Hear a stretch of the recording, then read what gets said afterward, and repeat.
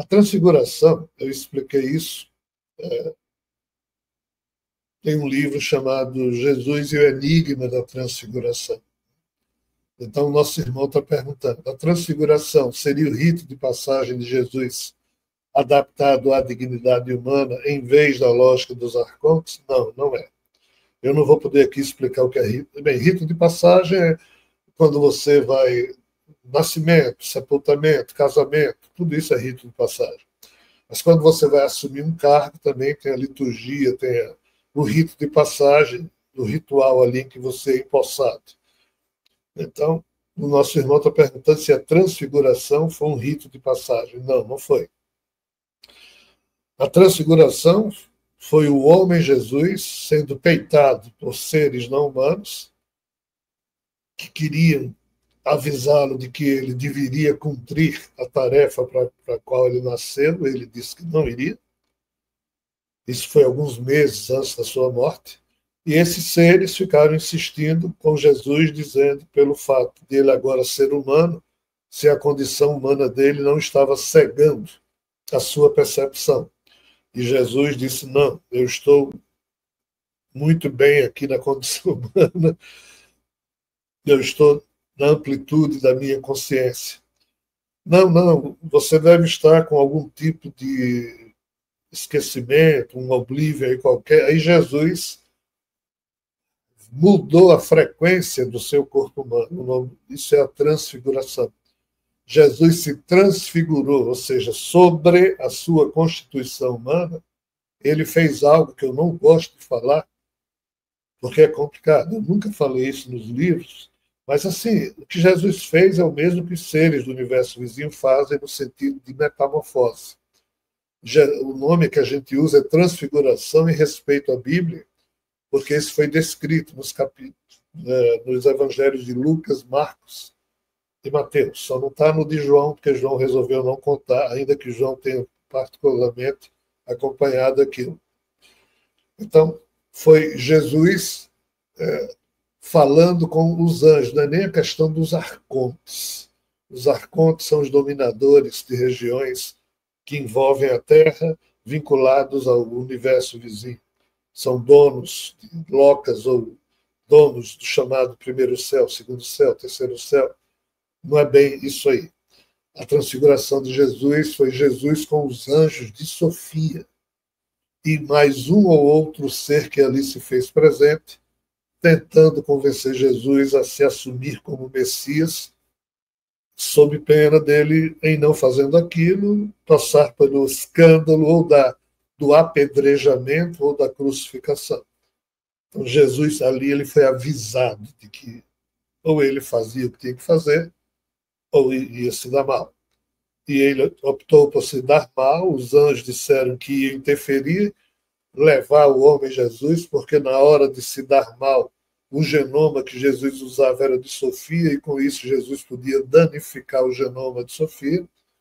E Jesus disse que não, e por isso que na hora da crucificação ele fez toda uma questão lá de manter-se no padrão de dignidade, que além de não desfigurar o genoma que Sofia inseminou em Maria para Jesus nascer, ele devolveu esse genoma mais complexo ainda pela condição humana que ele vivenciou. É uma história complexa. Então, assim, essa é a resposta que eu posso dar. Acredito que existe algo superior verdadeiro que olha por nós, não para salvar, mas para nos apoiar de alguma forma. No que você tem fé, Rogério? Olha, todo ser humano deve repousar no seu ato de verdade, pessoal. Se para uma pessoa ter fé é o ato de verdade digno que ela expressa na vida, maravilha. O eu dessa pessoa tem que estar repousando nesse ato de verdade. Deve ter essa crença, que seja, é dela. Não cabe a ninguém verificar, não cabe a ninguém criticar, é da pessoa. Agora, se essa pessoa pergunta a outra, se essa outra pessoa acredita que existe algo superior, verdadeiro, que olha por nós, não para salvar, mas para nos apoiar de alguma forma, a minha resposta é: eu não consigo mais acreditar nisso. Eu já tentei muito.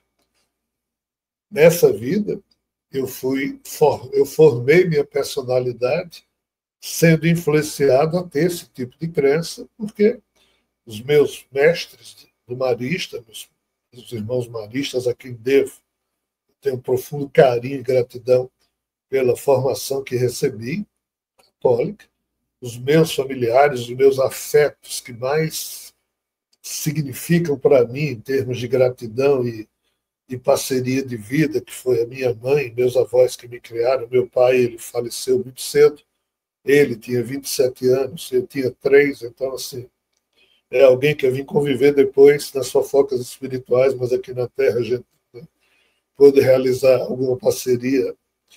Então, assim, essas pessoas também eram católicas e católicas muito bonitas, e isso faz parte da minha formação de personalidade e eu guardo tudo isso com muito carinho. O exemplo que eu tive e tenho no meu coração dessas pessoas, e todas elas acreditavam ou responderiam positivamente à pergunta que a nossa irmã fez. Mas eu tive que passar por situações que me mostraram que isso é um transtorno cognitivo. E para que eu pudesse sobreviver com algum padrão de lucidez e dignidade, eu tive que me livrar das crenças fáceis, transformadas em certezas agradáveis. Eu tive que me livrar de tudo que é superstição, que eu mesmo colecionava.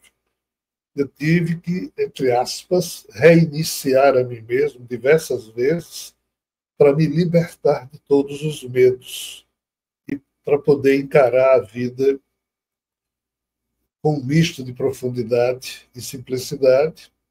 E tudo isso foi abaixo quando eu tive que encarar Javé, tive que encarar uma série de seres que eu nem imaginava que seria possível existir algo tão deplorável.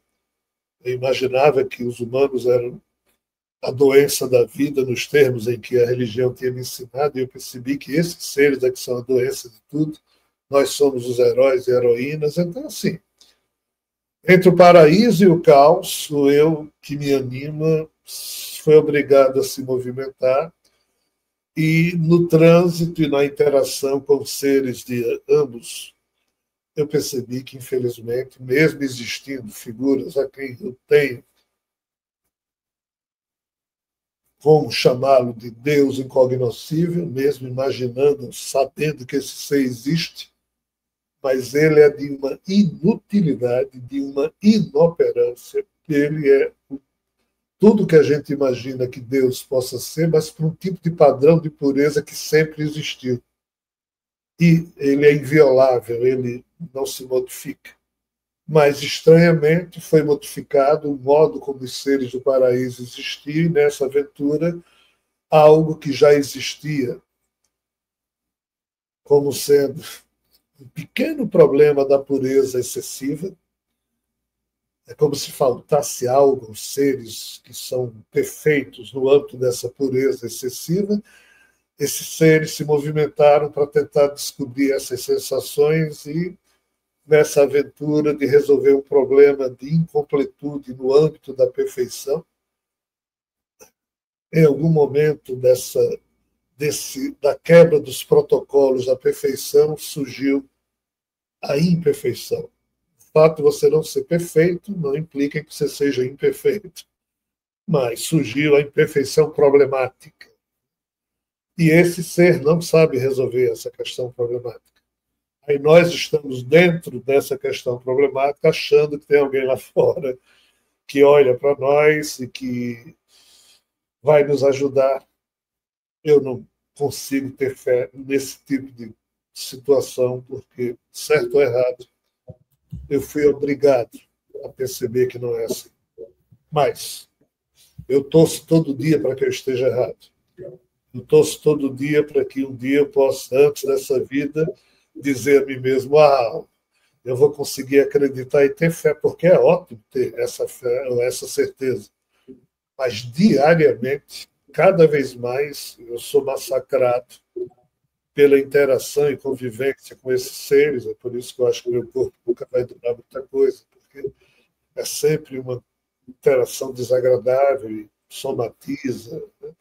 E assim, infelizmente, minha querida irmã, eu não tenho como dizer a você que eu tenho fé nesse sentido. Nada que envolve crença em mim encontra guarida para que disso resulte alguma fé. Eu tenho sentimento de fé, mas não no sentido de crença, no sentido de convicção. E a minha profissão de fé está ligada à convicção de que a dignidade humana, ainda que não acredite em nada, mas o ser humano tentando ser digno, com isso ele cria uma expressão de sensação superior em mérito e em lógica à tal sensação dos seres perfeitos que eu conheço. Eu fui obrigado a conhecer. Mas não me satisfaz. E não satisfaz a nenhum mamífero. Porque nós, mamíferos, aprendemos que amar é também querer cuidar de quem a gente ama. Então a gente se preocupa com os seres que a gente ama. Os seres do paraíso, eles não têm esse mecanismo mental. Eles amam, mas não.